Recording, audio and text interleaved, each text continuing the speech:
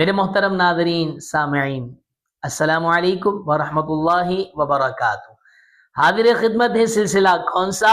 رسول اللہ صلی اللہ علیہ وسلم کی نماز، حدیث صحیحہ کی روشنی میں آج پھر ایک نیا موضوع لے کر حاضر خدمت ہے۔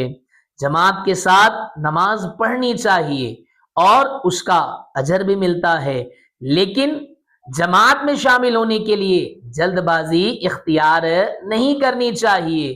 کیوں؟ وجہ کیا ہے؟ آئیں حدیث نبوی سے سماعت کرتے ہیں کہ جلد بازی سے منع کیا گیا ہے۔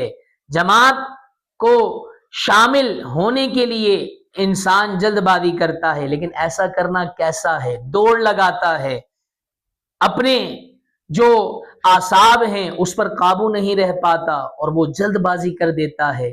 اس کے حوالے سے امام الانبیاء نے کیا ارشاد فرمایا؟ آئیے حضرت سیدنا ابو ہریرہ رضی اللہ تعالیٰ عنہ اس حدیث مبارکہ کے راوی ہیں، فرمایا کہ جب تم لوگ تکبیر کی آواز سن لو تو معمول کے مطابق پیدل چل کر آؤ۔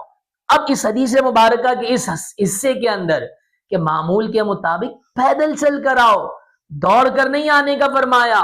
لیکن ہم کیا کرتے ہیں؟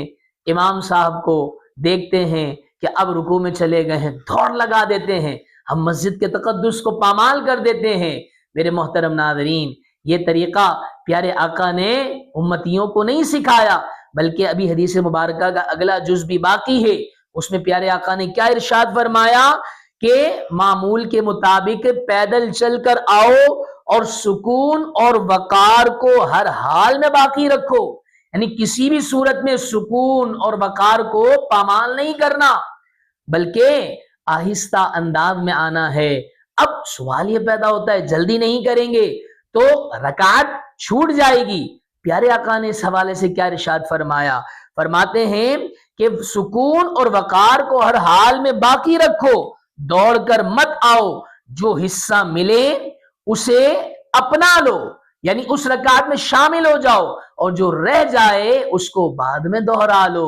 میرے محترم ناظرین سامعین، دیکھا نبی پاک کی تعلیمات کیا ہے کہ مسجد کے ادب کو ملحوظ خاطر رکھنا ہے، مسجد میں دھم دھم کر کر بھی نہیں چلنا، دوڑنا تو دور کی بات ہے۔ اب ہم رکعت کے شامل ہونے کے لیے ہم مسجد کے تقدس کو پامال کرتے ہیں۔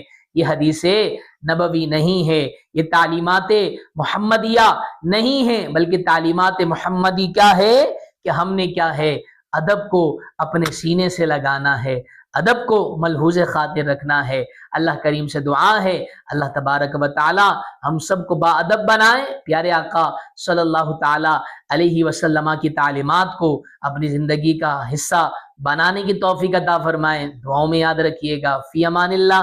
پھر ملیں گے اس سلسلے میں رسول اللہ صلی اللہ علیہ وسلم کی نماز، حدیث مبارکہ کی روشنی میں انشاءاللہ۔